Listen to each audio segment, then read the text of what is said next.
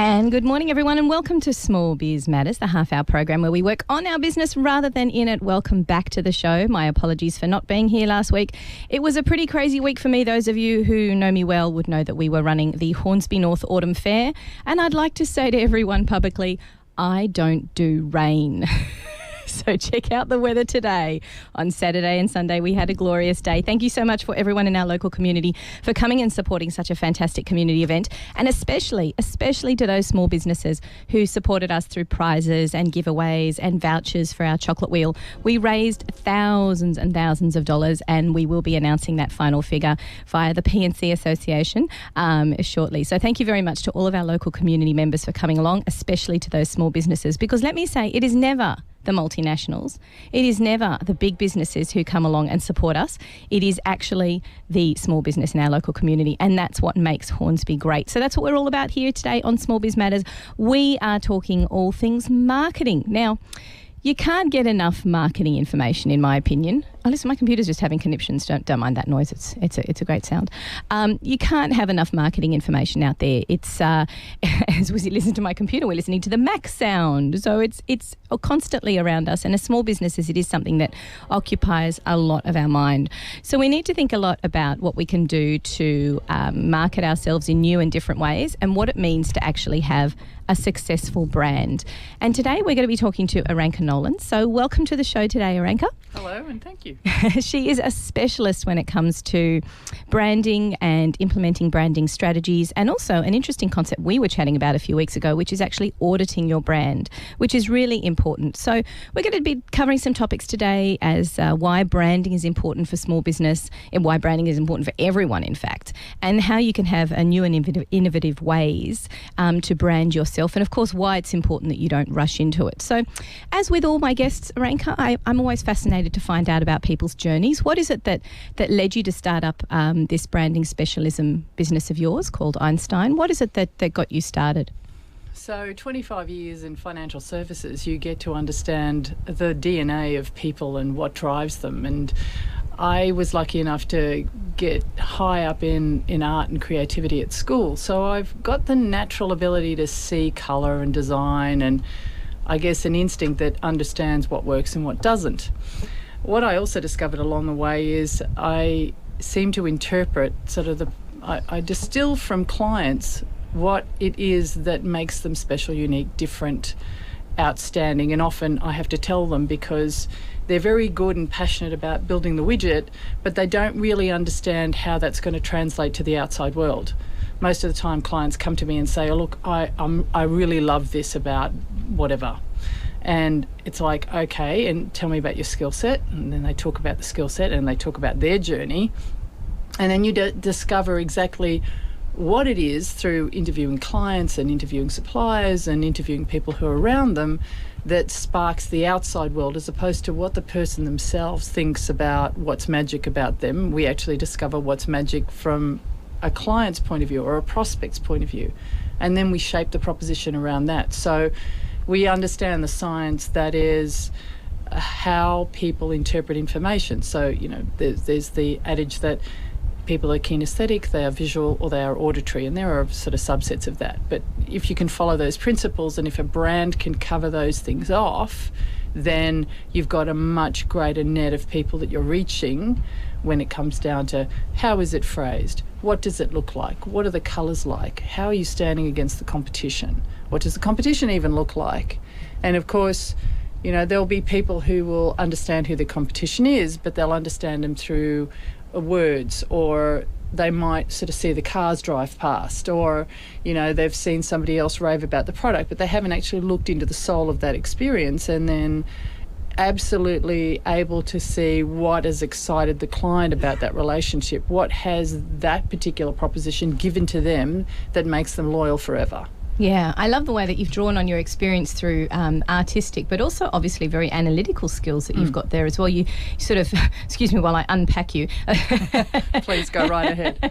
But obviously that analysis is a tool that we as small businesses, we never really sit down and think about.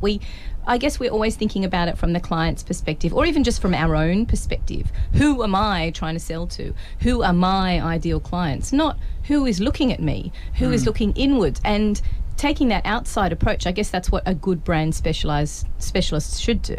Yes, is look at the people completely. around a business, not necessarily just the widget that you're creating. And it's something actually that someone in one of the Facebook groups that I was discussing this with last night raised, that it's an important distinction to have, that there's a very big difference between your logo and your brand. And that can frustrate. I mean, it's packaged together, isn't it? But it's there's a difference, isn't there, between the two? There shouldn't be. And if it's done really well, the symbolism that incorporates the logo actually slipstreams into the rest of what the organisation does from every touch point.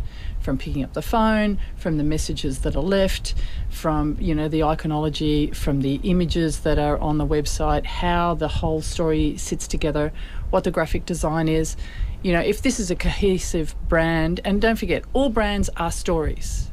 So the logo has to be part of the story. It is actually the fast cue to what is the value proposition that I'm getting from this experience. So, when we think about Coke, for example, the entire advertising, 90% of it is about how am I going to feel when I drink this carbonated water, right? Let us be clear, right? It is fundamentally, the widget is, coloured carbonised water.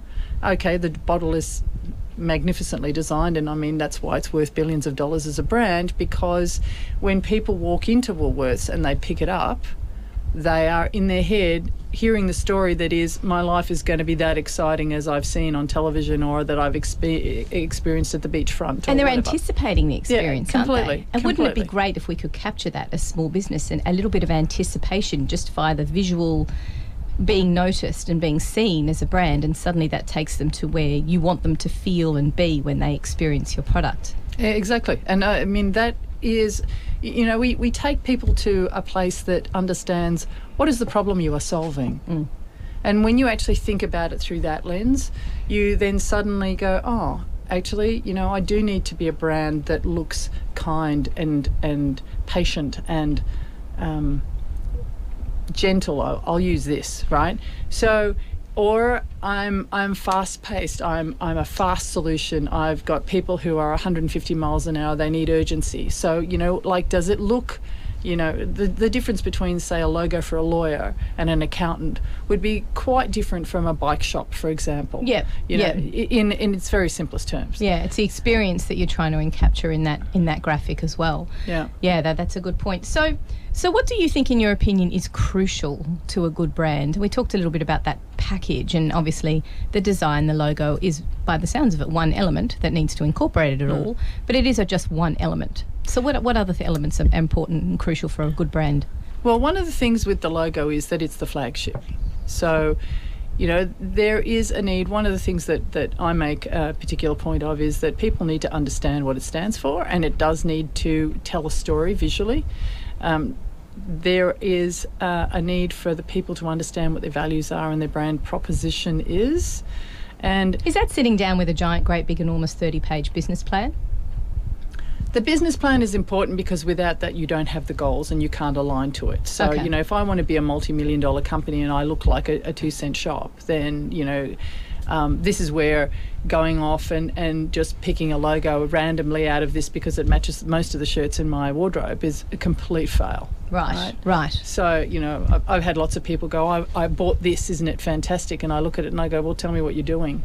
Yeah. And then they tell me and I sort of say, well, is that what you're seeing out of that? And this is particularly interesting in financial services where, of course, I've lived and played a lot. Advisors, get the wife to go and pick the logo because she's been picking his clothes all of his life, right? And she's the creative one. And she's as close to creative as you could possibly get in that group of two. Yeah. And, the reality is that is a complete discord to what the public effectively is looking for in a financial planner. They want stability and they want some sense of authoritativeness without being overbearing. There's those sorts of elements that come into it. So then we look at also language and those sorts of things. So really, before we start anything to do with what the design looks like, which I usually take out of the hands of the client because they haven't really got any experience that enables them to qualify that next step. But it is very much about taking the business plan, having an understanding of what the owner's vision is, plus the employees who invest, truckloads of their time if there are any, and then it's about the suppliers, what's going to help them, and then the distribution, what are we looking for? Like if you're going through a social media funnel, how are you going to speak to that audience that there isn't this disconnect between the hip and the groovy that they get on a Facebook thing that's created by, let's say, an agency, and then they come to the front door and they encounter somebody who is much older and thinking, who's just... It's the disconnect you want to avoid. It's the complete disconnect, and it's like, okay, well, I'm not here. We're not like-minded. Mm-hmm. And everybody wants to have a situation whereby they are understood, there's a good fit, and they will get the things that they need. So, whatever the problem is that they're trying to solve, can this company do it for me? Will they do it in a way that I am going to appreciate? And the branding, of course, is not just the element of the design. There's obviously, as you mentioned before, there's the communication. What systems are you going to be on? What platforms are you going to be using to communicating to your clients, to your suppliers? And you do keep coming back to those suppliers. And it's interesting because I don't think I've spoken to anyone who's sitting there going, "Who is my ideal client?" We don't necessarily think about who our ideal supplier is, but we have to consider them because they are part of business growth and business development, and you have to build those relationships too. So they have to recognise you as being an important part of their business, like you're an important part of theirs. Completely. Yeah. So I think probably about 15 years ago, it was really clear that when you had a good relationship, and if you study some of the bigger organisations, they actually have their suppliers sitting side by side at the table. And so, when you've got people who are, so for instance, we do video production and we take a brand and we capture what the brand story is, and we make sure that the product that's coming out is in line with that style and whatever's required. Again, an objective, fresh set of eyes through the lens of how are you communicating. And of course we do it across all mediums. We sit with suppliers and we actually say, so the client, here is their brand, here is what their brand voice is, this is what the lighting and the colouring of this needs to be, because we want that subliminal theme running through, and here is the scripts and the messaging and those sorts of things. So we come in with that sort of support, and then it's very much on topic. And that asset then gets used a lot because you have a situation where you've made it align with everything else. So even if you use fragments of it, it doesn't matter because it's already, the housekeeping's done. So you could literally, even if you're not completely in that zone, you just pick it off the shelf, plug it in, put a middle message on. Let's say, for instance, you're doing a podcast. You've got the marketing sting that's at the front, that's got the brand, and it's got the audio piece, and then you get into the interview stage, and then you do the close. Those things just get repeated. And that is efficient. Yeah, it's doing your homework. It's interesting, actually. We're gonna take a quick short break and listen to a community service announcement. But when we get back, I want to delve into that a little bit deeper and talk about why you shouldn't rush the branding process and have a look at the process from woe to go. You're listening to Triple H 100.1 FM. This is Small Biz Matters with Alexi. We'll be back after this. And welcome back to Small Biz Matters, the half-hour program where you listen, where you work on your business rather than in it. We're here with Aranka Nolan from Einstein Branding Specialists. Now, we're talking today about the process of creating, not just creating a brand, which we all go, oh, I need a logo, but actually the process. And just before the break, we were talking about do's and don'ts when it comes to creating an alignment between your message, your graphic, for want of a better word, and what your long-term goals are, and also making sure that you sit down with all people involved with your business, not just your ideal client, but your other clients, your looking testimonies, what do people say about you, what does you maybe even those of you who are close around you. Because one thing that small business is quite crap at is selling ourselves. We are quite bad at saying what we're good at. I mean, I think that's, we can all put our hands up and go, yeah, no, I'm bad at that. But why shouldn't you rush it? Because I think and this is where I've got a real goat with one of those big four banks, you know who you are, who, set you up in 24 hours with a business. And they give you a logo and a website and business cards. And really, it doesn't matter what business you are. That is, to me, the epitome of what you shouldn't do when you're setting yourself up. Like you said before the break, do your homework, lay the foundation. And this is such an important thing. And you've got to take a little bit of time Not to say that you can't start working, but you've just got to start. You've got to, a lot of people go, I'll just get some business cards.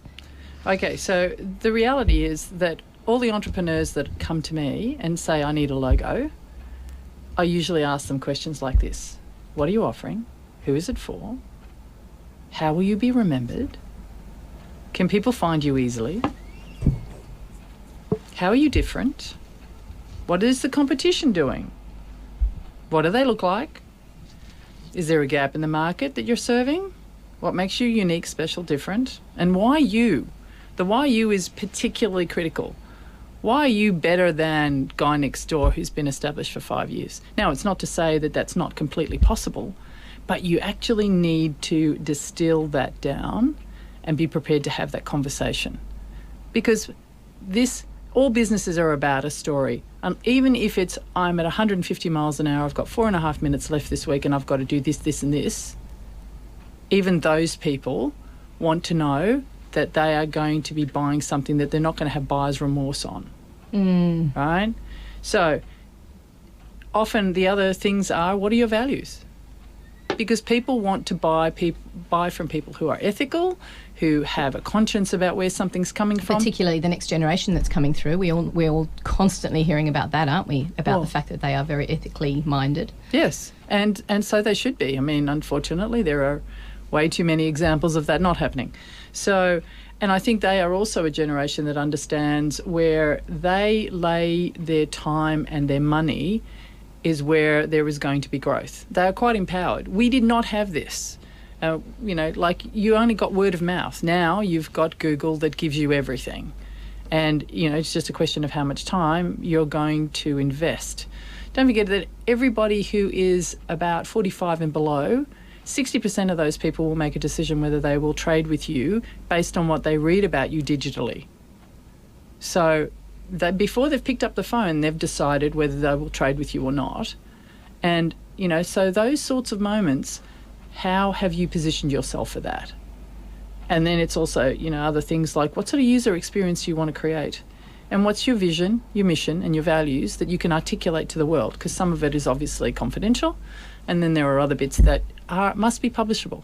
Now, when I put that to somebody who's starting out, who wants a brand, they're all like, hang on a minute, all I want is, an icon and my lettering. And it's like, you don't understand this process. Yeah, you shouldn't be walking away from that process with just those two things, should you?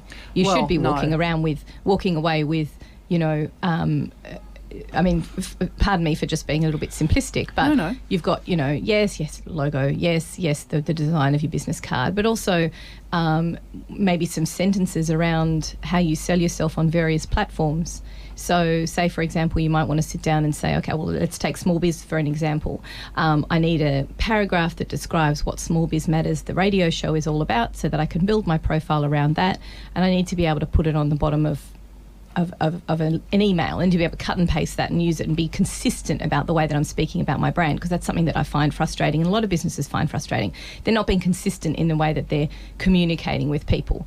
And I guess that's something that a good branding specialist will do, is tie that all in, and that's where your values, what people say about you, all those questions that you've just asked of those people just going, I want a logo, that's all those things that need to be wrapped in. So those of you who are just listening to those questions, can anybody just say, oh, okay, well, off the back of that, I can produce a logo? No, of course not. It's not about just that. It's really about the package, isn't it? So it's one part is mental preparation. I mean, from here we have then things like an elevator pitch, and this helps to, you shake the hand of someone and then you take them on a journey. Should they ask the right question? And when is it right? So permission marketing comes into this. When is it right to talk about what I do? And, how do you actually sort of steer that conversation in a way that is a pleasant experience rather than ugly, either ugly that you haven't done a good job or ugly that you've rammed it right down their throat, right? And then there's so many pieces of this puzzle that need to be considered. So I've had lots of people come to me and say, build me a logo. And it's like, yep, sure, happy to do that. But tell me what your DNA is. And they can't. And so then I send them off to do homework, and then they come back to me, and then I send them off to do more, because I am the custodian of complexity. That is my job. Ooh, I like that. Yes. That's a great tagline. The custodian of complexity. Yes. Because I can't imagine any two businesses you've ever come across in your experience are the same. No, and I mean, if you can imagine how many at one point I was dealing with 7,000 advisors Australia-wide, and if you can imagine, they all think that they sell the same thing. Yes. All of them. You know, the standard issue is, we're here to make money for people. Okay. And what else? Now, and even when you say that to me, even as a potential client for a financial advisor, I'm not thinking I want you to make money. I'm thinking I need you to be trustworthy. I need to like you. I need to know that you've got a good reputation. I need to know that you're well established and that you don't have any, holes in your. I need to know that I'm not going to, maybe going backwards is okay. All those things that are in my head as the client that they don't even realise because they either haven't asked or they haven't looked at it from my perspective as a client. And usually they have no skills for that. And that's before we talk about how do you take this distilled amount of information and then transfer that into what is graphically going to be there. So if you can imagine, I've recently branded some logistics people. Now they are dry as admin people. Weet-Bix, right? Dry as Weet-Bix. And they have no creativity whatsoever. And so getting them to understand what it is that they impart to the client. I mean, we had to do the client research and all that sort of stuff. In the end, the brand that we got designed for them was beautiful. I mean, it's just gorgeous. And the image library is magnificent. For something that is dry and really crusty, and in comparison to all the competition, this brand is just stunning. And I mean, and they're logistics people. Oh my God, fancy that. But how can you tell when a brand has been rushed? If you look at a logo, can you tell straight away when someone's just gone Fiverr, for instance? Exactly. Or Big Four Bank who are really bad, for instance. Yeah, but I mean, it's so the Big Four banks, by the way, Commonwealth Bank paid $1 million for the logo of the Sayo biscuit with the Vegemite on the edge.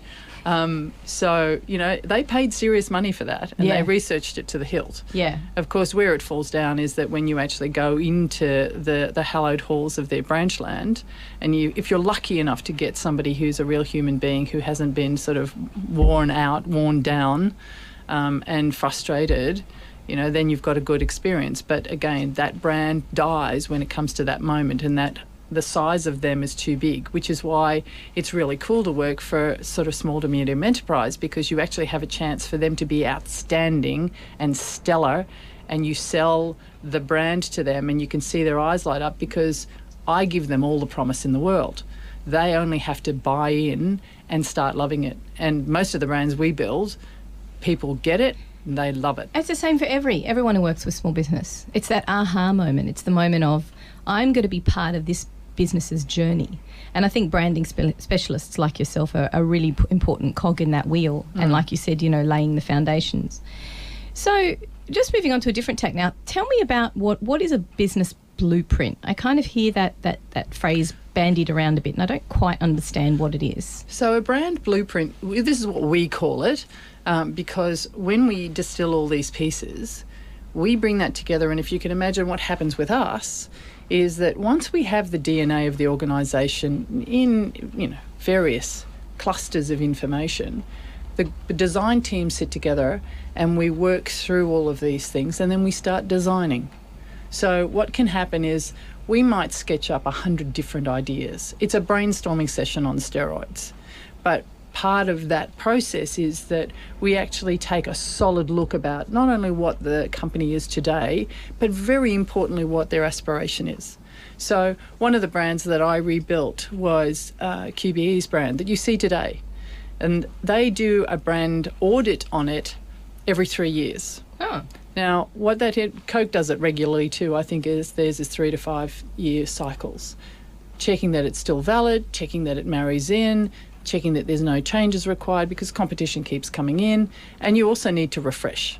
Roll back 15 years ago, you didn't really have to consider how the brand stood out on a digital platform. It was more important how was the signage on the top of a building, or on the banner of something, or T-shirts and those sorts of things. Now, of course, it's digital is everything. We now into our branding guidelines put hex colours, for example, as a norm, and then we put CMYK and RGB. Now, historically, it was just Pantone was God, right? Yeah. And that was it. And we have moved on from that, and it'll continue to move on, which is, I guess, why the auditing process from a digital perspective is so important, because you've got to keep up to date with the new digital platforms. Yeah, completely. And then if you have a think about getting a logo that fits properly in LinkedIn, as well as Facebook, as well as through your email marketing, and then your systems online, and then the app and various other things. How is it going to be played? What are the proportions? Because proportions are everything. These are the other aspects that happen through that part. So the brand audit is about assessing what people are feeling. So this is usually done when the business has been existing and they come to a point and go, you know what, maybe we need more cut through. Somebody has the bright idea that it's time to have a look at it. We got it built, 25 years ago, and it cost us a bomb back then, so we're frightened to do it. But then you look at it and you go, well, the colouring is gold and grey, and digitally that's not helping you at all, and you've got no mental recall because it hasn't got any cut through. So that's when we go through that process. We talk to everybody, internal, external. We understand what the emotional bond is to the existing brand, and we take those elements and then we forge them into the next thing. So if you go back to QBEs, for instance, when I did a brand audit, I talked to every layer of the organisation. And the thing that was really interesting, the logo used to be dark blue, black and silver. And of course, you can imagine through the Sydney Swans sponsorship, that completely visually died. There was no recall. In fact, the test that we did showed nothing. As soon as we changed the colour to cyan and black in its simplest form before we resized and readjusted, the recall rate was 68% instantly, like that. But how does a small business afford to do that? I mean, we can't obviously afford market research groups. We can't afford... the best we can do is just pick up the phone and go, hey, what do you think of this? I mean, how does that... How do we do it? It doesn't have to be many. I mean, I've done for as small as 4, but they have to be 4 really quality people who are prepared to talk. There's no point in giving me a client who's your best mate, who's going to say, oh, he's great. That's not going to help me. I want somebody who's going to articulate, good and bad, right? And, it doesn't have to be many. It just has to be quality. And then you go through it and you've got somebody who's looking at it. I mean, it's still worthwhile, and it's not serious money, but it does have to be done. On a really simplistic level, is it the same as sort of grabbing hold of your website that you haven't touched for a couple of years, flicking it off to some good business people that are really sound and got knowledge about this, but also have opinions they're willing to share, and then just ask them to go, what do you reckon? And just getting them to pull apart the website. Is that enough? So if you were really, really tight for bucks, I would suggest you put aside $500 and you ring me. And you line up everything on an email and you say, I've got this, I've got this, I've got this, I've got this. Here are the competition. And I'd spend... So you do need to know. You need to sit down and you go, what's my vision? What's my goal? What am I about? What do I sell? I mean, you probably can figure that out within 5 seconds.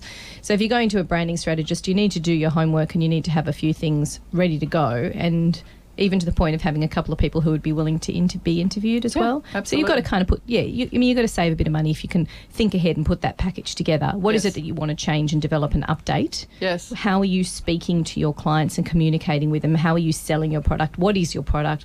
What do you think it is that makes you distinct? Grab a couple of clients that know and have been around for a while and are happy to go on this journey with you. A couple of suppliers. Don't forget the suppliers that have been around for a while and watched you grow and develop. And flick it off to someone to get some advice, and then you might still need to implement that yourself, but at least you're getting something with a mind's eye of someone who sort of has an idea about what it is they're doing, and that I guess is a sort of a mini on the budget, on the fly brand audit for yourself. Well, I mean, it's simply a case of, when do I need to look at it? Well, are you growing enough? If you've got enough business, then don't worry too much. But don't park it forever. But if you've got enough business, then you should be investing in the future, because, as I say, the digital age is alive and well, and it's not going away. But I would argue that when you're busy and you've got lots of great clients, that's the time you should be doing a couple of just updates and refreshes. I mean, my husband's a classic example of that. The website looks amazing, but it hasn't looked amazing for a good couple of years now and hasn't really changed much. And it's just that update and that refresh. And if you've got people who are interested in using you and they go and hit your website up and then they go, oh, it looks the same as last time, it doesn't have to take much, does it? It doesn't have to be a weekly, daily blog. It can just be here's a new widget that we made. Here's some photographs of the production process. Move your logo to a different spot. And is that because a lot of people now are starting to hand over the reins of their website a little bit too much, and they should really be able to control a little bit about where things go instead of having to pick up the phone and ask their web guy to move something 5 centimetres to the right? I mean, should we have control over those things? For me, the thing that really matters to clients is how authentic you are. So there's no point in, this is further, obviously, the products that I am particularly close to at this point. People are interested in the real human being. They don't actually want something that's farmed out. There's differing views. Some people say, you must post a blog every X days, and it doesn't matter whether it's somebody else's content or not. It doesn't matter. I have a different view. If I'm emotionally connected to you, I want to know that you've written it, and I want to know that it's your opinion, even if it's 4 lines long. So, frequency, okay, yes, people get into the habit and the rhythm, but it's about what you set them up for. There are some places that are using a top of mind thing. They will send out 2 or 3 blog posts a day.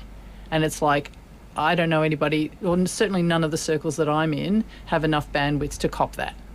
Right? So all the people I know want quality and would have it, much prefer it with less frequency, but know that it's the nugget that is going to be worth their time. And also that it's going to reflect the person that they're reading it about. I think we're all getting to the point where we can see through stuff that's just been cut and paste. Yeah.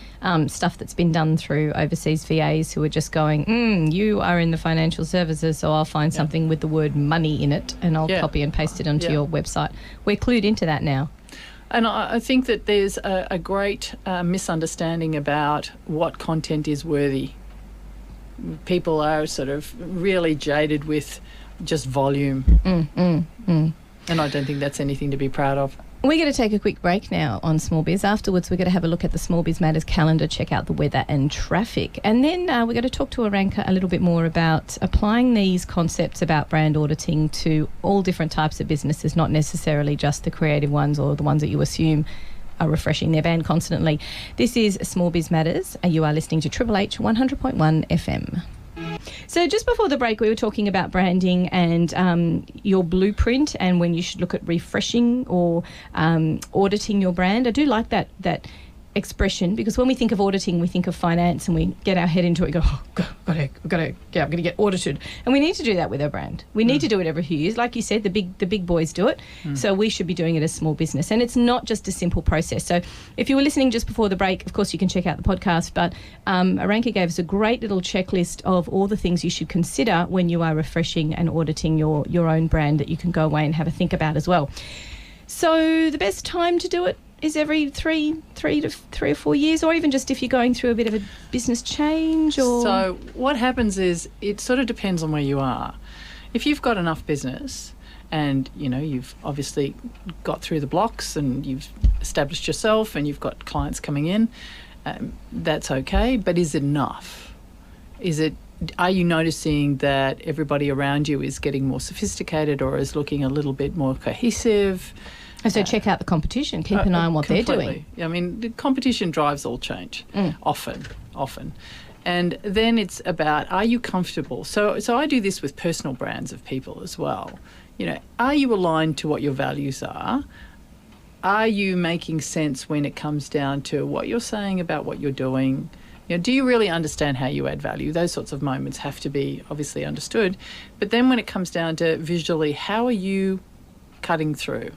Is it making a difference? Do people recognise it? Are you handing out your business cards? And I had one client who came to me and he went to Japan. And of course, the Japanese are a culture that is magnificently predisposed to what it feels like, how the packaging is, what it's presented with. And it's in their DNA. And he said, maybe that's why they were laughing at me. And I said, let me look at your business card. And, of course, it's printed on toilet paper. It's like, the graphic is it looks like a kid has done it who's probably somewhere between 9 and 12. And, he was selling multi-million-dollar technology. So he's really not considering that person who's being handed that card and their experience at all. And there's no alignment at all. No alignment at all, but he thinks it's fine. I had another engineer come and show me the logo that he'd created for his online digital enterprise, where the competition is eBay and other charities. And, of course, you stand his brand side by side with theirs, and it stands out like the proverbial. And you look at that moment and you go, time for you to upgrade, buddy. So there's these sorts of moments that are face value obvious. And then there are other things like, okay, how am I making this brand work for me? Because there's one thing that says, I've spent a lot of money on it. Okay, is it working? So there's a very famous case study where the brand of two competitors in the photographic field, one did not realise that they looked so close to the other that the more marketing that they did, the sales of the other organisation kept going up, to the point where the first company that was doing the sales actually went broke because they didn't go and get advice. They didn't go and seek, people who are specialists in this area. They just went, oh, well, shit, the other guys are doing better. We have to do more advertising. And they did more advertising and these guys' sales went up. And, of course, when you actually talk to the client, the people who were spending the money, they thought this organisation was this organisation. Wow, and they'd never even considered or looked at what the other organisation logo and look and feel looked like and how close they were. Exactly. And so, they actually went broke. And it was like, the scariest moment for any marketer. You sit on the outside going, oh, my God, and you're watching this fire go down, and They did not see it, and they were too arrogant to actually listen. So you have those moments. It is really about, can people find you? Can they recognise that you are distinctive and different? And how is that story being told? So often it's a little bit of navel gazing required. You have to look at who you are. As I say, you've got to do the audit to understand where you're positioned. And then it's very much about, okay, now I've got to bite the bullet and go and get somebody to help me stand out. Because firstly, there's a whole lot more noise out there visually, as well as, in a sound sense. How are you going to get through and reach your audience and have them remember you? Because we still have memory issues. We still have, what's the name of that thing again? How is Google helping you get found? Now, I'm, not talking necessarily about search engine optimization. Obviously, that's a consideration as well. But again, being the custodian of complexity, we hold that back until, until you've actually got something to sell. Well, and you've got to have your ducks in a row. Who are you? Yeah. Because you can't get keywords for everything. Yeah. No one's got the budget. Yeah, exactly. And then, not to mention that doesn't make any sense, because you don't want to be the top of everyone's search engine when you don't even deliver that product that they happen to be thinking of. Well, and it's the depth. And again, it's about, in the busy world, who is thinking for me on this front? So there's those sorts of things.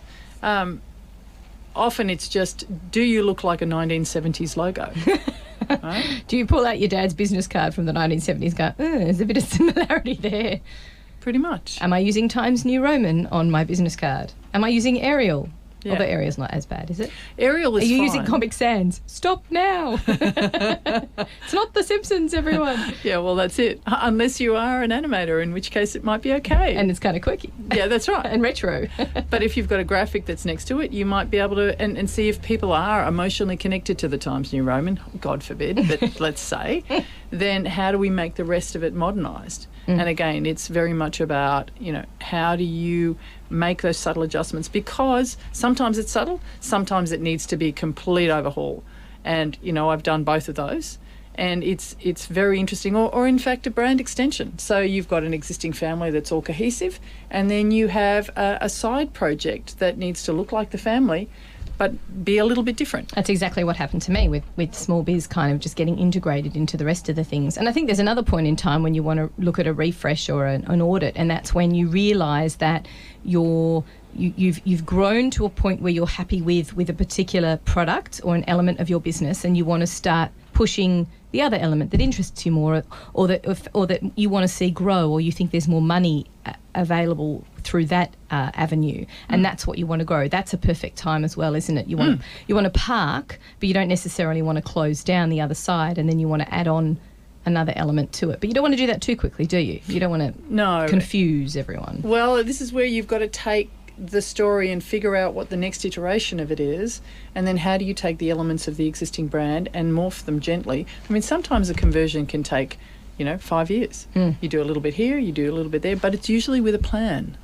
And it's that's a good question. So if you're sitting down with that idea and you've got that 5-year plan and you're super organised and you've got almost like a time frame in mind to get all that done, do you sit down and do that entire brand audit for the next 5 years and then have a plan in place and then implement it as per what the strategist has said? Certainly. Gee, that'd be nice, wouldn't it? Just to go, okay, well, for the next 5 years, I'm sorted. I know. But you would have to still go along the way and just go, I have to consider technology, I have to consider changes in digital display and a little bit of tweaks along the way. But that's a really good way of doing it, isn't it? Just really go, okay, I know how I'm going to grow in the next 5 years. I know where I want to go. I know what element is going to be parked. I know what's going to... I'm just thinking of my own business here as I'm talking. Sure. Because you do that, don't you? Yes, you just you do. And then I've got this idea and I want to work with it, but I need to have a plan, and I can't do it because, like the financial advisor and too close, exactly. You're just too close. You usually what happens is that people, love it so much that they can't see. And then it again comes back to we reset ourselves to what we thought was cool as kids. If we thought yellow was great in the playground, can't I have some yellow in that? No, you can't have some yellow in that. It doesn't translate. Or the competition's all yellow. Why are you going to do that? Yeah, exactly. Or you're sitting down and you've been looking at it. You've been looking at a logo so long that it's almost become like your baby, and you can't even see the wood for the trees. I'm one of those people that can't even move furniture in my mind. Oh. When you go, I want to put that table somewhere else, but I can't even turn it 90 degrees in my own brain. Like, I'm going to have to get it. Is there an app for that? I'm one of those people that can't imagine anything. So certainly I would need to see a brand strategist. Is that the sort of the non-creative brain, or is it more the logical brain? Let me give you an insight. Why don't you unpack me as I unpacked you at the beginning of the show? Well, I'll give you a complete comparison. My filing is completely rubbish. When it comes to Baz time, there is a frantic flurry that happens. It's not tidy, it's not graceful, it's none of those things, whereas, I'm sure that you have everything dotted down and crossed and everything else. I need somebody to do the numbers. I need somebody to do the accounting. I, however, can see into the future and basically plan out, graph right here, right now, based on what you're telling me, what it needs to look like and what the leaves are that you need to piece through this book to get to that. And that's what a good branding specialist will do. They'll sit there and they'll strategize, they'll just talk about what we were saying at the beginning of the show. They will analyse your business growth, where you're heading, what are your 5 years plans, what are your mission statements, what are your values, who you are, because that's so important because it's all wrapped in, and then create a plan and roll it out. That's exactly right. So it marries into when you've got the business plan and you've got, if you like, the mechanical side of things, we dovetail in the visual and the emotional side. So coming back to what I said at the beginning, you do need a business plan. Oh, God, yes. Oh, yeah. It's always. funny because so many specialists I have on the show are various different things, and some people go, nah, you don't need that, come back to that later, and something technical that the banks want to see when they want to give you more money.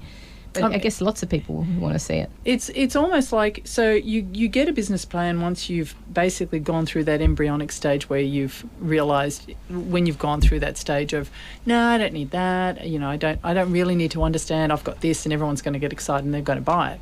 It's like, okay, no. You still have to figure it out. And that, even if it's a one-pager, you can have a business plan that's on a one-pager if you understand some of those things. And it's about a bucket of thinking that goes into the creation of that. If you've got that in the back of your head, maybe it doesn't have to be on paper. But I'm yet to see someone whose brain doesn't work that way, that until they see the ink on the paper, that it's then starting to... Because the devil is in the detail, and a brand is no different. One of the brands that I created for two organisations coming together. So if you can imagine the cultural marriage. Wow. There's 76 people who are coming together and forming under one roof, right? So they bought new premises, they wanted a new brand, they wanted to launch it at the home show. They went through sort of quite a lot. We looked at all the competition. We looked at their suppliers. We went through all of the normal brand audit stuff, interview stuff, all of it. And the thing that was really interesting was even at this level where they were completely sophisticated, we had to go through and say, tell me what your vision is, tell me what your mission is, tell me what your values are. Who are you? We had to get them, that bit of the business plan was missing. Huh. Right? Even after they've gone through this complex financial and everything else process of merging, they still really needed to get to the nitty-gritty of why. So you've got to remember, people will not remember necessarily what you said. They won't necessarily remember what you did, but they will remember how you made them feel. And that applies to everything. Absolutely everything. Every product, every service supplied. Every moment they meet you. And every brand needs to personify that. If you can nail that, and this is what I know is truth for financial services, for the plumber, everybody. It's a universal truth. And if that can translate into the story that you are telling, then you've got it nailed. Because you then completely understand, hang on a minute, these are the clients I will serve, and I will serve them well. And these are the people who I'm going to avoid like the plague because they actually don't align to my values. Right, so that's even taking it through to who you're going to see as your ideal client. So it all comes, it's one big beautiful circle, isn't it? If you get everything right, then everything should be talking to one another and communicating and blending in together. And I mean, it is a journey. No one sort of, pops into it and just because it's articulated, there does need to be reviews of it, at least annually. And of course, that's what the brand guidelines, for example. So this is my other message.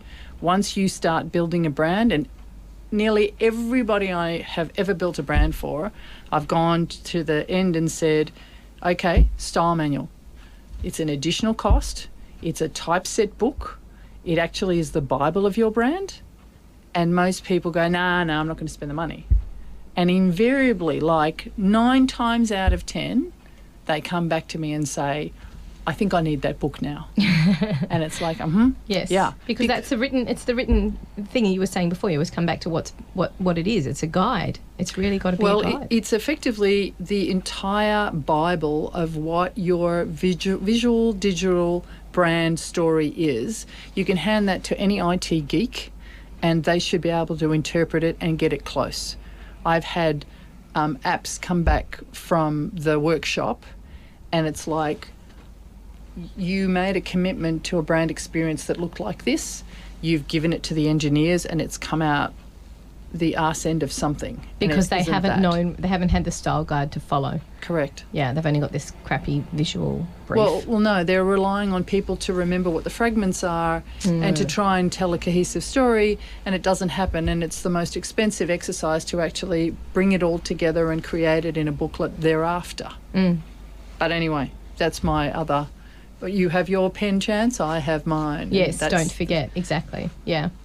Well, look, this has been absolutely fascinating. Thank you so much for coming on the show, Aranka. It's been full on and very detailed, because the devil is in the detail, as you said at the beginning of the show. Now, of course, if you've just jumped in halfway through this program, you can, of course, listen to all of our podcasts on our blogs and podcast page as part of smallbizmatters.com.au. You've been listening to Aranka Nolan, who's our branding specialist expert from Einstein. Yes. And my name is Alexi Boyd from Small Biz Matters. We will be seeing you next week with another guest, and thanks for listening. You're listening to Triple H 100.1 FM.